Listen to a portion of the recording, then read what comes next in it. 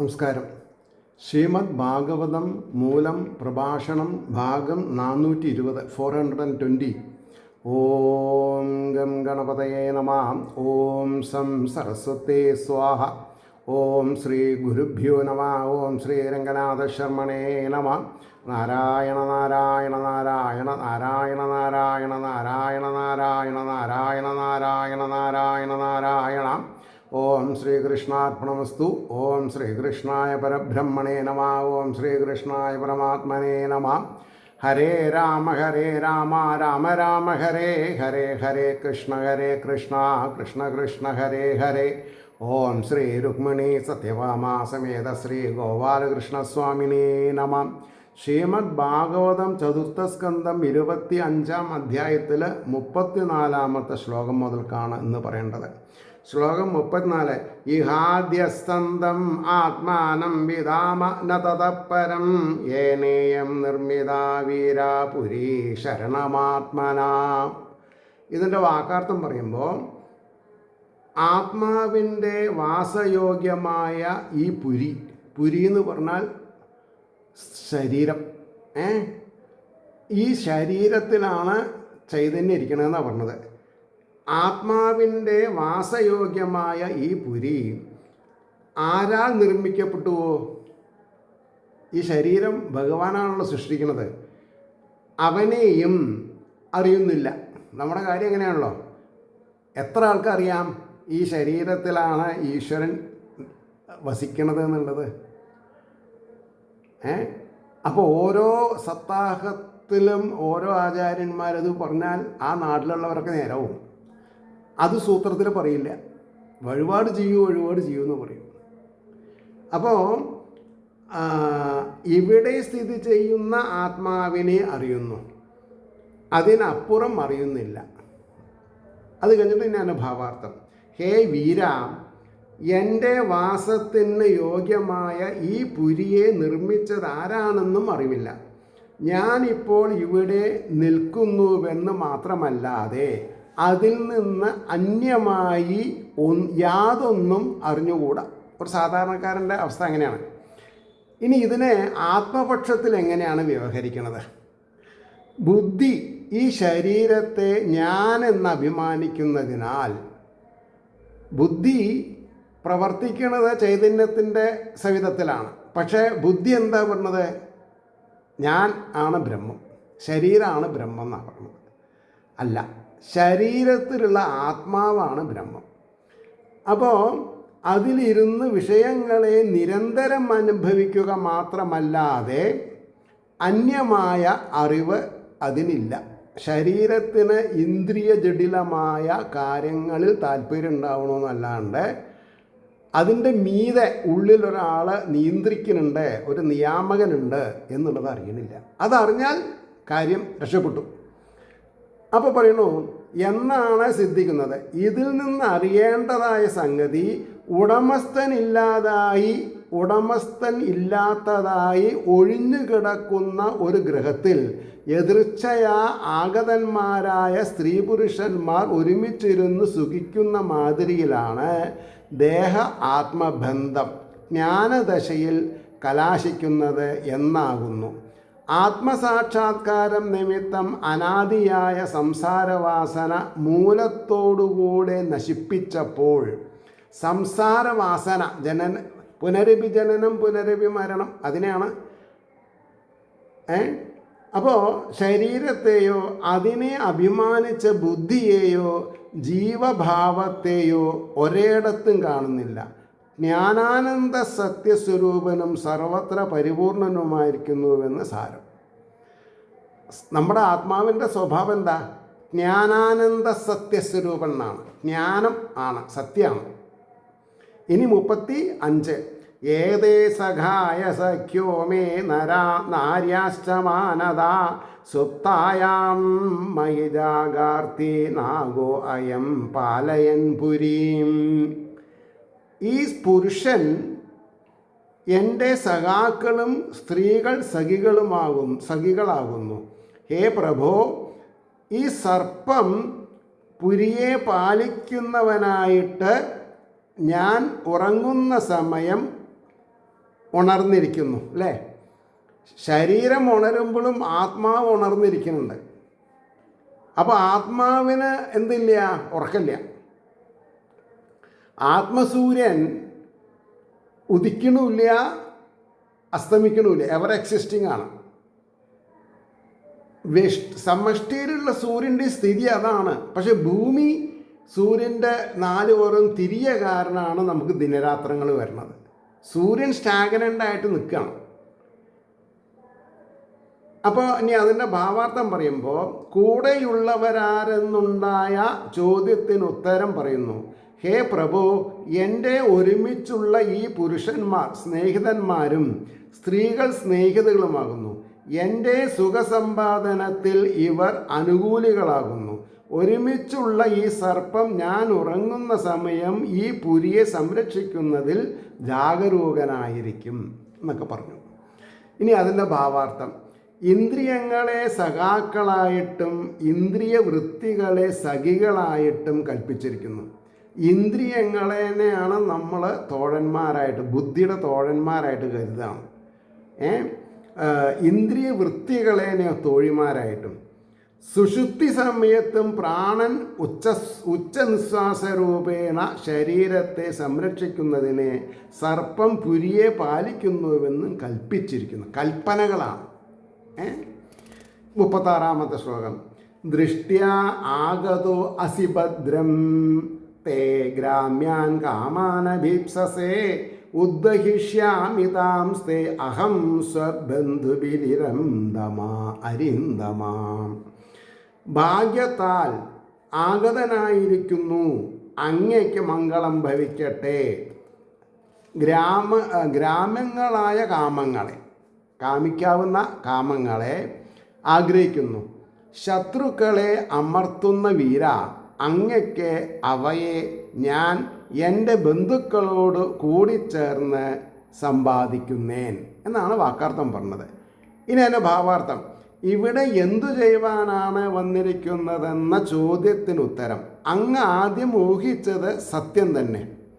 ഞാൻ അനുരൂപനായ ഭർത്താവിനെ തിരിഞ്ഞു വന്നിരിക്കുകയാകുന്നു. എൻ്റെ ഭാഗ്യത്താൽ ഗ്രാമ്യഭോഗങ്ങളെ ആഗ്രഹിക്കുന്ന അങ്ങ് ഇവിടെ സമാഗതനായിരിക്കുന്നു. എൻ്റെ ബന്ധുക്കളായ ഇവരോടുകൂടെ ചേർന്ന് ഞാൻ അങ്ങ് ആഗ്രഹിക്കുന്ന ഭോഗങ്ങളെ സമ്പാദിച്ചു തന്നുകൊള്ളാം. അങ്ങയ്ക്ക് ഭദ്രം ഭവിക്കും എന്ന് പറഞ്ഞു. ഇനി അതിനെ പക്ഷാന്തരത്തിൽ എങ്ങനെ അർത്ഥം പറയാം? രാജസീ ബുദ്ധിയുടെ സാന്നിധ്യം നിമിത്തം ജീവന് ഭോഗാഭിലാഷമുണ്ടാകുന്നു. ഇതാണ് ഇതിൻ്റെ ക്രസ്റ്റ്. നമ്മുടെ മനസ്സിൽ ഭോഗവാസനയ്ക്കുള്ള കാരണം എന്താണ്? രാജസബുദ്ധി. സാന്നിധ്യം നിമിത്തം ജീവന് ഭോഗാഭിലാഷം ഉണ്ടാകുന്നു. ബുദ്ധീന്ദ്രിയാദികൾ ഭോഗങ്ങളെ സമ്പാദിച്ചു കൊടുക്കുന്നു. ബുദ്ധിയും ഇന്ദ്രിയങ്ങളും കൂടിയിട്ടാണ് സമ്പാദിക്കുന്നത്. ആ ബുദ്ധി സദ്ബുദ്ധിയായിട്ട് ആത്മാവിൽ ലയിക്കുകയാണെങ്കിലോ രസായി. അതാണ് പറഞ്ഞത്, രോഗാദി ശത്രുക്കളെ നിവാരണം ചെയ്യുവാനുള്ള പരിശ്രമത്തിൽ ജീവാത്മാവ് വ്യാപരിക്കുന്നുവെന്ന് സൂചിപ്പിക്കുന്നുണ്ടായി എന്ന് പറഞ്ഞു. ഇനി അടുത്ത ശ്ലോകം 37. ഇമാം ത്വം അധിഷ്ഠസ്വ പുരീം നവമുഖീം വിഭോ. ഈ ശരീരത്തിന് 9 ദ്വാരങ്ങളുണ്ടെന്ന് പറഞ്ഞു. അതാണ് നവമുഖീം എന്ന് പറഞ്ഞത്. മയോപനീതാൻ ഗൃഹ്ണാന കാമഭോഗാൻ ശതം സമാം.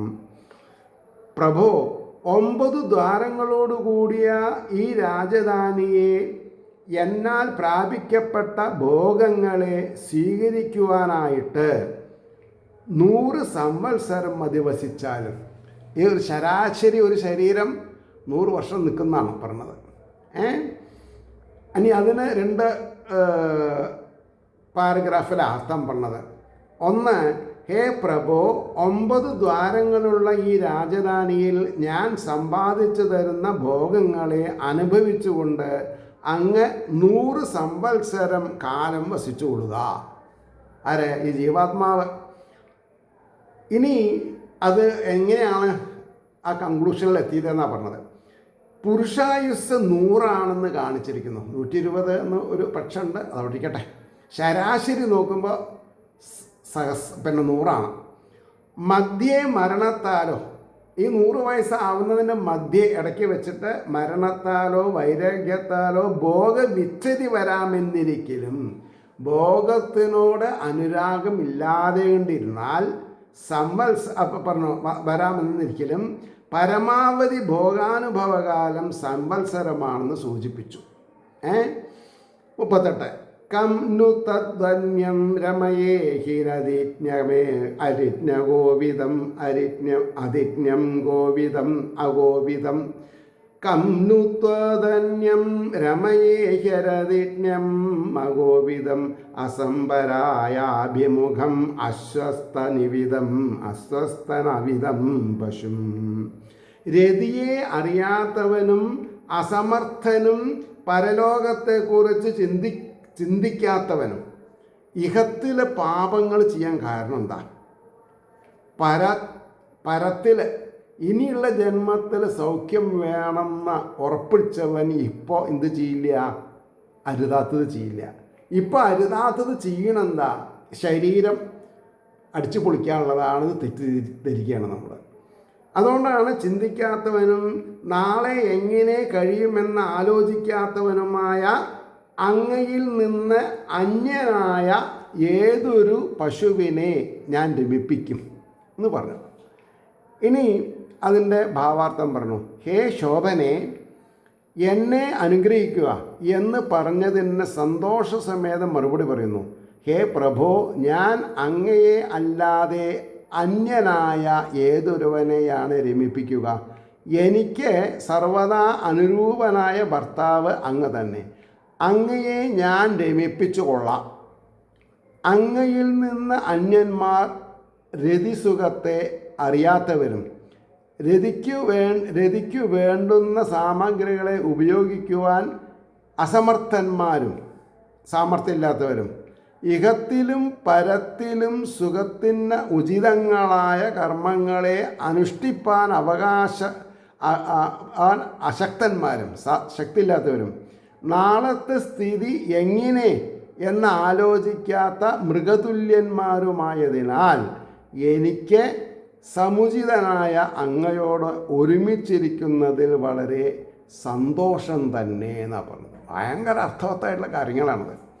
ഇനി ഇതിനെ വേറൊരു വശത്തു കൂടെ പറയുന്നുണ്ട്. രജോഗുണപ്രധാനനായ ജീവനെ തന്നെ ബുദ്ധിവൃദ്ധി ആനന്ദിപ്പിക്കും. താമസ ഗുണപ്രധാനിയായ മൃഗാദികൾക്ക് രതി അതിഭോഗങ്ങളുണ്ടെങ്കിലും വിവേകമില്ലാത്ത മൃഗങ്ങൾ ആ സുഖങ്ങളെ വേണ്ടതുപോലെ അനുഭവിക്കുന്നവരല്ല. സത്വഗുണപ്രധാനികൾ വിരക്തന്മാരാകയാൽ അവർക്കും വിഷയഭോഗത്തിൽ ചിന്തയില്ല. ഇഹപരലോകങ്ങൾക്ക് ഉചിതമായ കാമ്യകർമ്മങ്ങളിൽ അവർ ആസക്തന്മാരല്ല. പ്രാരബ്ധാനുസരണം ലഭിക്കുന്നതിനാൽ ആയതിനാൽ രാവിലത്തെയും വൈകുന്നേരത്തെയും ശരീര നിർവാഹ കർമ്മം എങ്ങനെ നടക്കും എന്നുകൂടെ അവർ ചിന്തിക്കുന്നില്ല. അതിനാൽ രജോഗുണത്തിൻ്റെ അധീനത്തിലിരിക്കുന്ന സമയത്താണ് ജീവന് ഭോഗാഭിലാഷം. രാജസി ബുദ്ധിയാണ് ഭോഗങ്ങളെ സമ്പാദിക്കുന്നതെന്ന് സാരം എന്ന് പറഞ്ഞു. ഇനി 39ഉം 40ഉം ശ്ലോകങ്ങൾ ഒപ്പം പോവും. ധർമ്മോ ഹ്യത്രാർത്ഥകാമോ ച പ്രജാനന്ദോ അമൃതം യശ ലോകാഭിശോകാഭിരജായ ന കേവലിനോ വിദു പിതൃദേവർഷിമർത്യാനാം ഭൂതാനാം ആത്മനശ്ച ക്ഷേമ്യം വദന്തി ശരണം ഭവേ അസ്മിന്യൽ ഗൃഹാശ്രമാം. എന്താ അതിൻ്റെ വാക്കാർത്ഥം? ഇതിൽ ധർമ്മവും അർത്ഥകാമങ്ങളും മോക്ഷവും സന്തതി നിമിത്തമുള്ള ആനന്ദവും കീർത്തിയും ശോകരഹിതങ്ങളും സുഖജനങ്ങളുമായ ലോകങ്ങളും സിദ്ധിക്കുന്നു. കേവലത്തെ അനുസരിക്കുന്നവർ യാതൊന്നുകളെ അറിയുന്നില്ല. അതായത് കേവലത്തെ അനുസരിക്കുക എന്ന് പറഞ്ഞാൽ എന്താ അർത്ഥം? ഭൗതികമായിട്ടുള്ളത് വേറെ യാതൊന്നും അറിയില്ല അവർക്ക്. അപ്പോൾ പറഞ്ഞു, പിതൃക്കൾ, ദേവന്മാർ, ഋഷികൾ, മർത്യന്മാർ ഇവർക്കും ഭൂതങ്ങൾക്കും ആത്മാവിനും ഈ സംസാരത്തിൽ സുഖജനകമായ രക്ഷാസ്ഥാനം യാതൊന്നോ അതാകുന്നു ഗൃഹാശ്രമം. അതായത് സുഖജനമായ രക്ഷാസ്ഥാനം, അതാണ് മോക്ഷം. അതിനെ വിട്ടിട്ടുള്ളൊരു കളി പാടില്ല എന്നാണ് പറഞ്ഞത്. ഇനി അതിൻ്റെ ഭാവാർത്ഥം നോക്കിക്കോളൂ.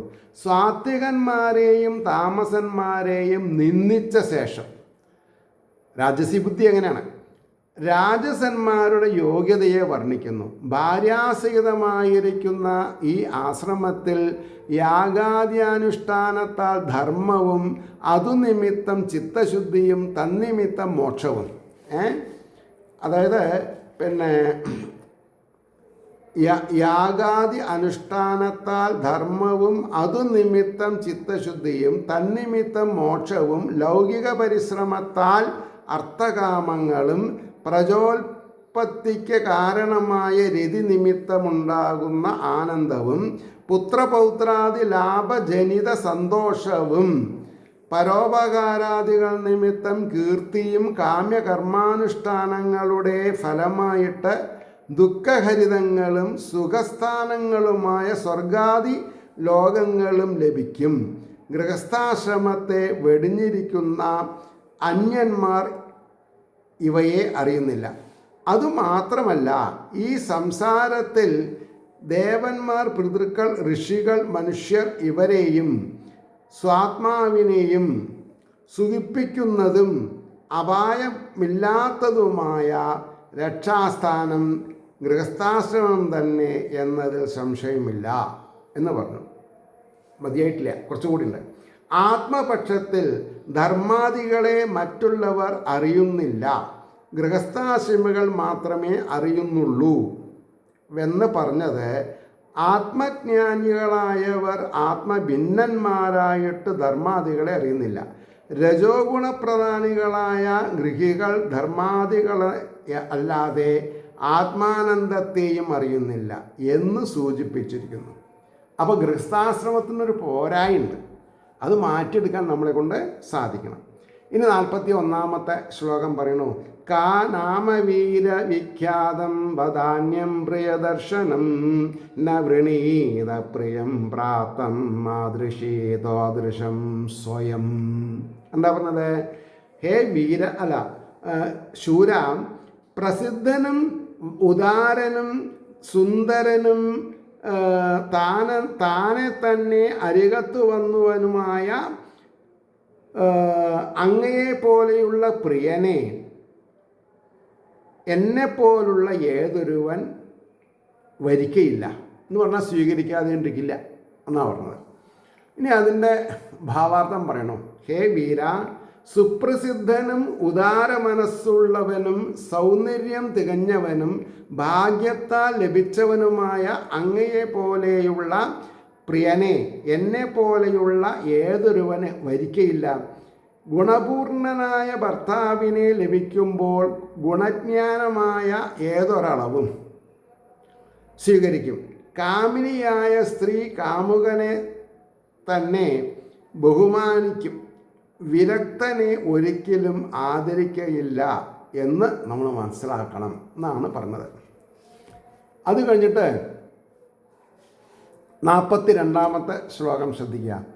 4 വരി ശ്ലോകമാണ്. കസ്യാമനസ്തേ ഭുവി ഭോഗി ഭോഗയോ സ്ത്രിയാന സഞ്ജേത് ഭുജയോർമഹാഭുജാം യോ അനാഥവർഗാധിമലം ഗൃണോദ്ധത സ്മിതാവലോകേന ചരത്യപോഹിതും. അതിൻ്റെ വാക്കാർത്ഥം പറയുന്നുണ്ട്. സർപ്പശരീര തുല്യങ്ങളായ അങ്ങയുടെ കൈകളിൽ മഹത്തുക്കളായ കൈകളോട് കൂടിയവനെ ഭൂമിയിൽ ഏതൊരു സ്ത്രീയുടെ മനസ്സ് പതിയുകയില്ല.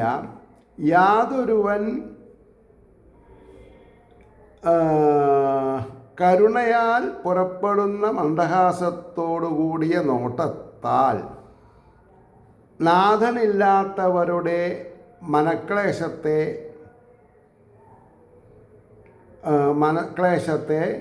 കളയുവാനായിക്കൊണ്ട് സഞ്ചരിക്കുന്നു. അതായത് ഈ ചീത്ത സാധനങ്ങൾ കയ്യിൽ വെച്ചാൽ നമ്മൾ സ്വയം നശിക്കും. അപ്പോൾ അതിനെ നമുക്ക് ഇത് ചെയ്യാൻ അറിയണം, അതായത് ത്യജിക്കാൻ അറിയണം. അപ്പോൾ ഇനി അതിൻ്റെ ഭാവാർത്ഥം പറഞ്ഞു. യാതൊരുവൻ രക്ഷിതാവില്ലാതെ ക്ലേശിക്കുന്നവരുടെ മനോദുഃഖത്തെ കാരുണ്യം നിമിത്തം പുറപ്പെടുന്ന മന്ദഹാസയുക്തമായ കടാക്ഷത്താൽ നിശേഷം നശിപ്പിക്കുവാനായിട്ട് സഞ്ചരിക്കുന്നുവോ? ഹേ മഹാഭുജ, സർപ്പത്തിൽ നിന്ന് ശരീരം പോലും നീണ്ടുരുണ്ട് മനോഹരങ്ങളായിരിക്കുന്ന ആ അങ്ങയുടെ കൈകളിൽ ഭൂലോകത്തിലുള്ള ഏതൊരുവരുടെ മനസ്സ് പതിയായിരിക്കും. ഏത് സ്ത്രീയും അങ്ങയെ കാമിക്കും. അതിനാൽ ഞാൻ അങ്ങയെ രമിപ്പിക്കുന്നതിൽ സന്തോഷമുളവാകുന്നു എന്നൊരു ശാസ്ത്രീയ സത്യമാണ് അവിടെ പറഞ്ഞത്. ഇനി അതിൻ്റെ പക്ഷാന്തരം എന്താണെന്നാണ് പറഞ്ഞത്. അവയവങ്ങളിൽ വെച്ച കൈകളുടെ സൗന്ദര്യത്തെ പ്രകൃതമായി എടുത്ത് കാണിച്ചത് രജോഗുണപ്രധാനികൾ ജ്ഞാനേന്ദ്രിയാദികളെക്കാൾ അധികം നിയമങ്ങളെയാണ് ഉപയോഗപ്പെടുത്തുക എന്ന് സൂചിപ്പിക്കുന്നവയാകുന്നു എന്ന് പറഞ്ഞു. ഇനി നാരദ ഉവാച, നാരദരെത്തി അവിടെ. നാരദർ പറയണു 43-ാമത്തെ ശ്ലോകം. ഇതിതോ ദമ്പതി തത്ര സൗന്ധ്യാസമയാമിധാ താം പ്രവിശ്യ പുരീം രാജൻ മുമുദാതേ ശതം സമാ.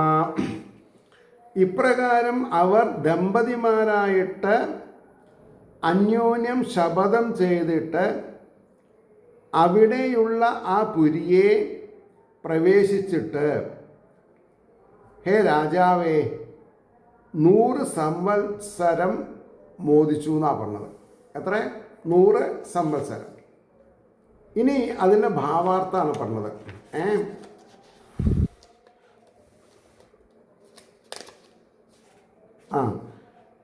നാരദൻ പറഞ്ഞു, ഹേ രാജൻ, ഇങ്ങനെ അവർ രണ്ടുപേരും പരസ്പരം ചെയ്ത നിശ്ചയപ്രകാരം ഭാര്യാഭർത്താക്കന്മാരായിട്ട് അവിടെയുള്ള 9 ദ്വാരങ്ങളടങ്ങിയ ആ രാജധാനിയിൽ പ്രവേശിച്ചിട്ട് 100 സംവത്സരക്കാലം സന്തോഷിച്ച് ഇരുന്നു എന്ന് പറഞ്ഞു. ഇനി അതിൻ്റെ ഭാവാർത്ഥം എങ്ങനെ? ആത്മപക്ഷത്തിൽ ബുദ്ധിയാകുന്ന ഉപാധിയോട് ജീവൻ ചേർന്നാലും പോരാ. ഭോഗം സിദ്ധിക്കണമെങ്കിൽ സ്ഥൂല ശരീരത്തോടുകൂടെ യോജിക്കണം. അതിനാൽ ലിംഗശരീരത്തോടുകൂടെ സ്ഥൂലോപാധിയെ ഞാനെന്ന് അഭിനന്ദിച്ചു. അതുമുതൽ വിഷയഭോക്തങ്ങളെ സുഖാസ്പദങ്ങളായി കരുതി സന്തോഷിപ്പിക്കുകയും തുടങ്ങി. അപ്പോൾ ഓരോ കാര്യങ്ങൾ എങ്ങനെയാണ് ഉണ്ടാവുന്നത് എന്ന് ക്ലാസിഫൈ ചെയ്യുന്നുണ്ട്. അപ്പോൾ എന്ന് ജീവൻ്റെ ഐഹിക ഭോഗ സ്വഭാവത്തെ കഥാരൂപേണ സംക്ഷേപിച്ച് പറഞ്ഞു എന്നായി. 44-ാമത്തെ ശ്ലോകം. ഉപഗീയമാനോ ലളിതം തത്ര തത്ര ജഗായഗൈഹി ക്രീഡൻ പരിവൃതസ്ത്രീഭിർഹൃദീനീം ആവേശശ്ചുനാം. എന്താ അവിടുത്തെ വാക്കാർത്ഥം പറഞ്ഞത്? അവിടവിടെ പാട്ടുകാരാൽ മനോഹരമാകും വണ്ണം കീർത്തിക്കപ്പെടുന്നവനും സ്ത്രീകളാൽ ചുറ്റപ്പെട്ട് കളിക്കുന്നവനുമായിട്ട് ഉഷ്ണകാലത്തിൽ പൊയ്കയെ പ്രവേശിച്ചു. അതിൽ നിന്നുള്ള ഭാവാർത്ഥം വരും. രാജാവ് പുരിയിൽ പ്രവേശിച്ചപ്പോൾ ലോകത്തിൽ മഹോത്സവമുണ്ടായി. രാജാവിനെ കുറിച്ച് സ്വസ്ത്രം ചെയ്യുന്ന സൂതമാഗതാദികൾ അവിടെ നിന്ന് സ്തുതിച്ചിരുന്നു. സ്ത്രീജനങ്ങളോടുകൂടെ ചോർന്ന് കിഴിച്ചുകൊണ്ടിരിക്കുന്ന രാജാവ് ഉത്കണ്ഠകാലത്തിൽ താപം തീർപ്പാനായിക്കൊണ്ട് ഒരു തടാകത്തിൽ ഇറങ്ങി എന്ന് പറഞ്ഞു. ഇനി അതിൻ്റെ ഭാവാർത്ഥ പറഞ്ഞത്. ആത്മപക്ഷത്തിൽ ജീവൻ സ്ഥൂല ശരീരപ്രാപ്തിക്കായിട്ട് ഗർഭത്തിൽ പ്രവേശിച്ചതിനെ പുരീപ്രവേശനമായിട്ടും ഗർഭധാരണം മുതൽ ജനങ്ങൾ സാധാരണ സ്ത്രീകൾ ഗർഭഗതനെ പ്രശംസിക്കുന്നതിനെ വന്ദികളും സ്തുതിയായിട്ടും കൽപ്പിച്ചു. അപ്പോൾ ജാതമാത്രൻ്റെ ജാഗ്രതാവസ്ഥയെ താപകാലമായിട്ടും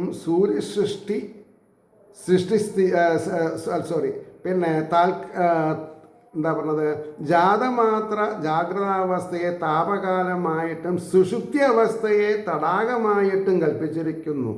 ജാഗ്രത്, സ്വപ്നം, സുഷുപ്തി എന്ന 3 അവസ്ഥകൾ ജീവൻ അധീനനായിത്തീരുന്നതിനെ അല്പം മാത്രമേ പ്രകാശിക്കൂ. അപ്പോൾ ഉപാധികളില്ലാണ്ട് നിഷ്കാമകർമ്മം ചെയ്യുകയാണെങ്കിലോ നമ്മൾ രക്ഷപ്പെടും ചെയ്തു. 45-ാമത്തെ ശ്ലോകം ശ്രദ്ധിക്കാം. സപ്തോ പരികൃതാൻ ദ്വാരാ പുരസ്തസ്യാസ്തു വേ അധ പ്രതിവിഷയഗത്യർത്ഥം തസ്യാമ്യ കശ്ചനേകതാ. എന്താ ശ്ലോകത്തിന് അർത്ഥം പറയാം? ആ പുരത്തിൽ മുകളിൽ ദ്വാരങ്ങൾ 7,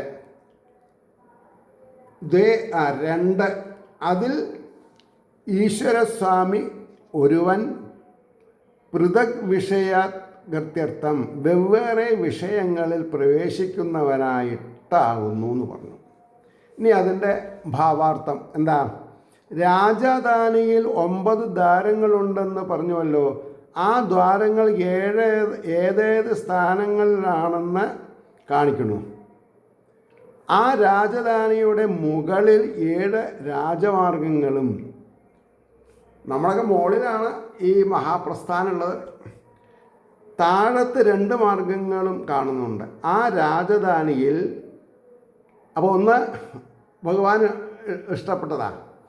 അപ്പോൾ അതിലെന്ത് ചെയ്യാം? രാജാവ് അവധിയിൽ നിൽക്കൂടെ അദ്ദേഹത്തിൻ്റെ രാജവിഭാഗങ്ങളെ സന്ദർശിപ്പാനായി സഞ്ചരിക്കുന്നു എന്ന് മനസ്സിലാക്കിക്കൂടെ എന്നൊക്കെ ചോദിച്ചു. അപ്പോൾ പിന്നെ അതിൻ്റെ ഭാവാർത്ഥം പറയണല്ലോ. ശരീരത്തിൽ ഉപരിഭാഗമായ മുഖത്തിൽ നേത്രങ്ങൾ, ശ്രോത്രങ്ങൾ, നാസികകൾ, മുഖം ഇങ്ങനെ 7, അധോഭാഗത്തിൽ ഗുദം, ലിംഗം, ഇങ്ങനെ 2ഉം കൂടെ 9 വഴികൾ രൂപരസഗന്ധ ശബ്ദസ്പർശാദി വിഷയങ്ങളിലേക്ക് മുകളിലേക്ക് വഴികളിൽ കൂടിയും രതിസുഖാനുഭവത്തിനും വിസർജനത്തിനും അധോമാർഗങ്ങളിൽ കൂടെയും ജീവൻ സഞ്ചരിക്കുന്നുവെന്ന് സൂചിപ്പിച്ചത്. അവിടെ നിർത്താം. അപ്പോൾ 421-ാമത്തെ എപ്പിസോഡ് അടുത്ത എപ്പിസോഡിൽ പറയാം. ശ്രീഹരിയുടെ അനുഗ്രഹാശിസ്സുകൾ നിർലോഭം എല്ലാവർക്കും കിട്ടട്ടെ എന്നും ലോകാസമസ്ത സുഖിനോ ഭവന്തു ആയിരിക്കട്ടെ നമ്മുടെ ഓരോ പ്രാർത്ഥന എന്നും പറഞ്ഞുകൊണ്ട് വാക്കുകൾ ഉപസംഹരിക്കുന്നു. നമസ്കാരം. നാളെ കാണാം.